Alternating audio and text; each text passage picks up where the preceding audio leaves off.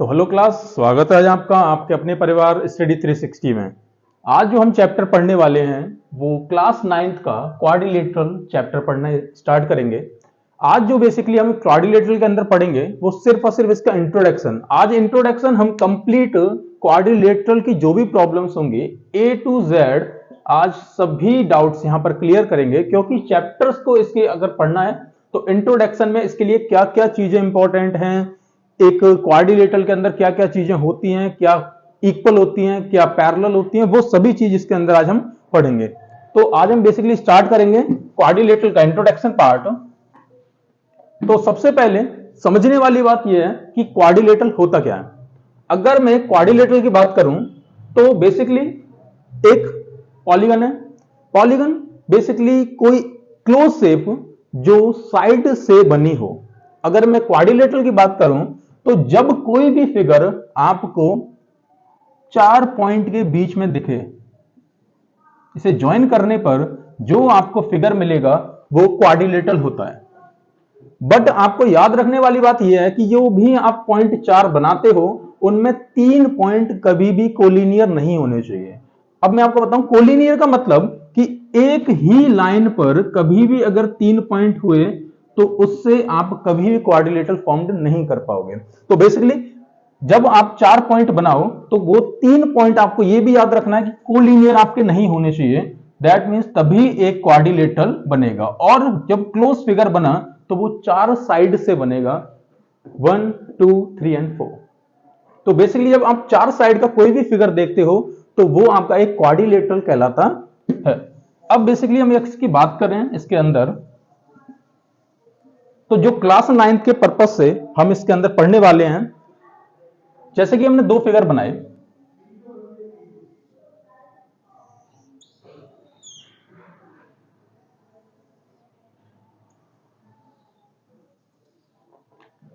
अब यहां पे अगर बात करें तो पॉइंट 1 2 3 एंड 4, ये जो फिगर बना वो 4 जो पॉइंट है उससे बना हुआ है। अगर मैं इस फिगर की बात करूं तो ये भी 1 2 3 एंड 4, ये भी पॉइंट 4 से बना हुआ फिगर है। बट इन दोनों में अगर मैं बात करूं तो इनके सिर्फ और सिर्फ हम क्लासिफिकेशन की बात करेंगे किस टाइप के 2 क्वाड्रिलेटरल होते हैं। तो इस वाले को अगर मैं ध्यान से देखूं तो ये वाला कुछ इस शेप का बना हुआ है, जो कि जब आपने फिजिक्स पढ़ी होगी तो उसके अंदर जब लेंस पढ़े होंगे तो उसमें एक कॉनकेव लेंस आया होगा। कॉनकेव लेंस बेसिकली एक केव फॉर्म का होता है, जिसके अंदर आप अपने जो भी स्ट्रक्चर होते हैं वो इससे रिफ्लेक्ट होते हैं। तो ये जो फिगर आपका बना वो कुछ ऐसा ही फिगर है, कॉनकेव। इसीलिए इस जो फिगर का क्वाड्रिलेटरल बना है तो इसे भी हम कॉनकेव क्वाड्रिलेटरल कहते हैं। Concave quadrilateral, concave quadrilateral. तो इसी बेसिस पर जो हम मेनली आज इस 9th क्लास में पढ़ने वाले हैं वो कॉन्वेक्स क्वाड्रिलेटरल को पढ़ेंगे। तो इस टाइप के जब कभी भी आपको फिगर दिखे तो ये कॉन्वेक्स मिरर के क्वाड्रिलेटरल के अंदर आता है। अब आपके 9th क्लास में जो हम स्टडी करने वाले हैं वो इन क्वाड्रिलेटरल यानी कि कॉन्वेक्स क्वाड्रिलेटरल को पढ़ेंगे, ये आपके में नहीं है। बट जब टाइप की बात करते हैं तो 2 टाइप के क्वाड्रिलेटरल हम फॉर्म्ड करते हैं। अब अगर इसके अंदर बात करें जो कि हम पढ़ने वाले हैं, तो सबसे पहले जब कोई भी क्वाड्रिलेटरल आपका बनता है तो उसके अंदर क्या क्या चीजें होती हैं उसको स्टडी करें। तो सबसे पहले जब 2 लाइन यानी कि 2 जब साइड एक पॉइंट पर मीट करती हैं तो उस पॉइंट को वर्टेक्स बोला जाता है। वर्टेक्स, वर्टेक्स बेसिकली जब 2 साइड मीट करती हैं एक पॉइंट पर, उन पॉइंट्स को। तो इसी बिहाफ पर अगर मैं क्वाड्रिलेटरल के अंदर देखूं तो क्वाड्रिलेटरल के अंदर आपको 4 पॉइंट मिलेंगे जिस पर 2 साइड मीट कर रही हैं। इन बेसिस पर अगर मैं वर्टिसेस की बात करूं, क्योंकि वर्टेक्स सिंगुलर, वर्टिसेस प्लूरल बोला जाता है, तो 4 वर्टिसेस इसमें आपको देखने को मिलती हैं। तो आपको डायरेक्ट अगर क्वाड्रिलेटरल का पूछा जाए कितने वर्टिसेस होते हैं तो आपको सीधी सी बात 4 वर्टिसेस होते हैं। वर्टिसेस होता क्या है तो सिंपल सी डेफिनेशन, 2 साइड जब जिस पॉइंट पर मीट करती हैं उसे कहते हैं। आगे बढ़ते हैं। एक क्वाड्रिलेटरल के अंदर और क्या आपको देखने को मिलता है, तो फिर आपको जब मैंने 4 पॉइंट को मिलाया तो किस हेल्प से मिले, साइड के बेसिस पर। ये साइड यानी कि अगर मैं नाम दिया इनको ए बी सी और डी, तो यहां पर आपको 4 साइड मिलती हैं। तो अगर क्वाड्रिलेटरल के अंदर साइड्स की बात करूं तो आपको यहां पर 4 साइड देखने को मिलेंगे। इनके नाम आपको जस्ट उससे रिलेटेड, ये नहीं कि आप अपोजिट ले लो, इससे रिलेटेड या तो ए बी या ए डी, इस तरीके से आपको साइड का नाम मिलता है जो भी ये साइड है। तो A B, B C, C D and D A या ए डी। तो अगर क्वाड्रिलेटरल के अंदर मैं साइड्स की बात करूं तो साइड भी इसमें 4 होती हैं। इसके बाद एंगल्स की अगर मैं बात करूं तो दो साइड के बीच में एंगुलर जो डिस्टेंस होता है वो आपका एंगल कहलाता है। तो बेसिकली यहां पर आपको 4 एंगल देखने को मिलते हैं। इनके बारे में हम कोई भी बात डिफाइन नहीं कर पाते कि एंगल किस तरीके हैं, बट क्वाड्रिलेटरल के अंदर आपको 4 एंगल मिलते हैं। अगर इनको बनाने की बात आए तो ये angle A, angle B, angle C and angle D, इस तरीके से अपने एंगल्स को रिप्रेजेंट करते हैं हम एक क्वाड्रिलेटरल में। इसके आगे अगर हम बात करें तो एक और चीज आपको क्वाड्रिलेटरल के अंदर देखने को मिलेगी और वो होगी डायगोनल्स। बेसिकली जब हम कोई भी क्वाड्रिलेटरल बनाते हैं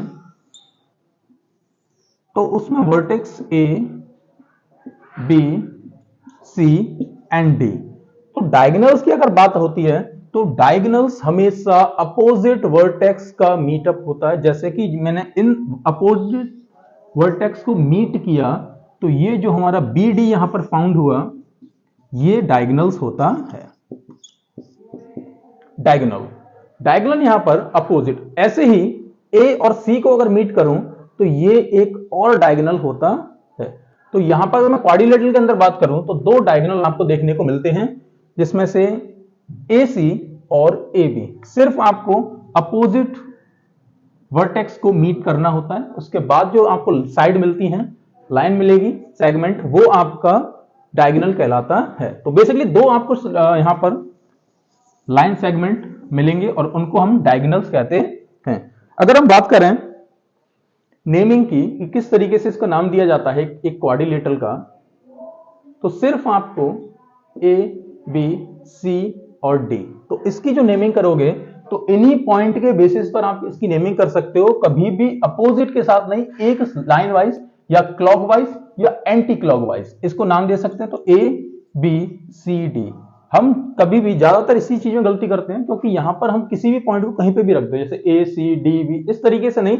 या तो आप क्लॉकवाइज पॉइंट को पुट करिए या एंटी क्लॉकवाइज आप पॉइंट पुट कर सकते हैं। तो इस तरीके से हम की नेमिंग करते हैं क्वाड्रिलेटरल्स की।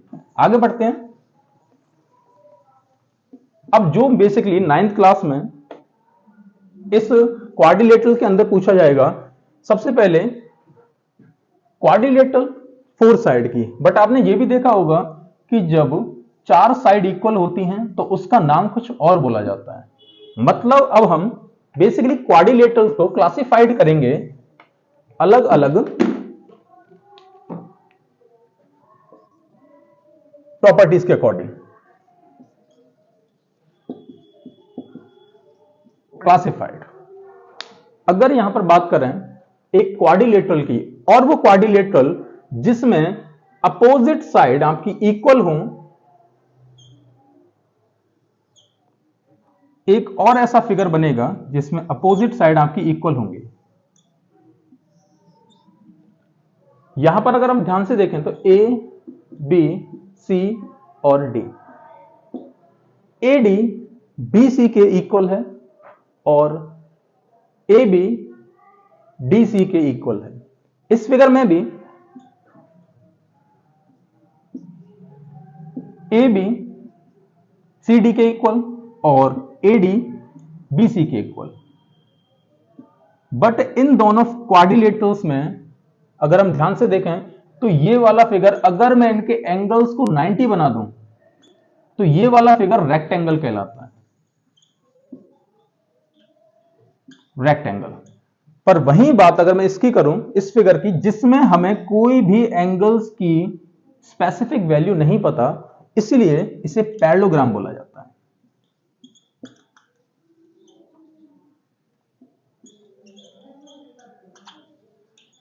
पैरेललोग्राम।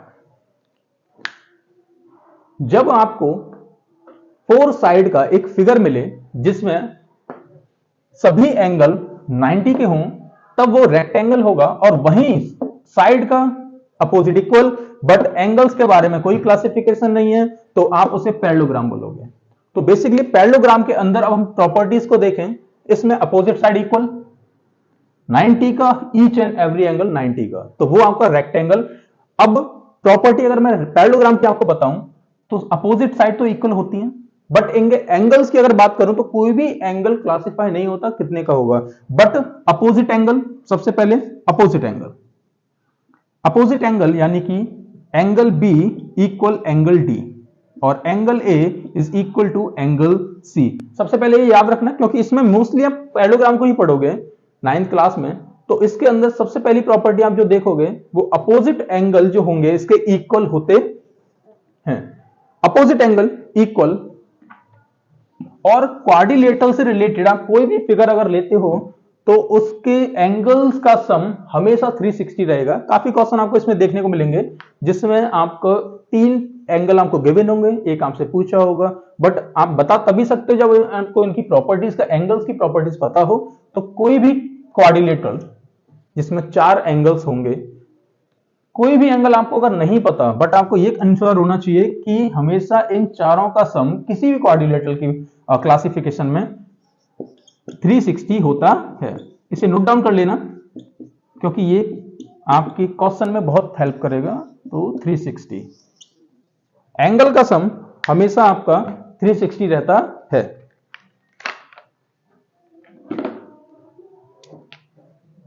अब आगे बात करें तो इसके ही एक अदर पार्ट की क्वाड्रिलेटरल में, तो वो आपका रहेगा स्क्वायर और रोम्बस। एक ऐसा फिगर बनाया जिसमें सारी साइड इक्वल है, वहीं एक ऐसा फिगर भी है, इसमें भी सारी साइड इक्वल है,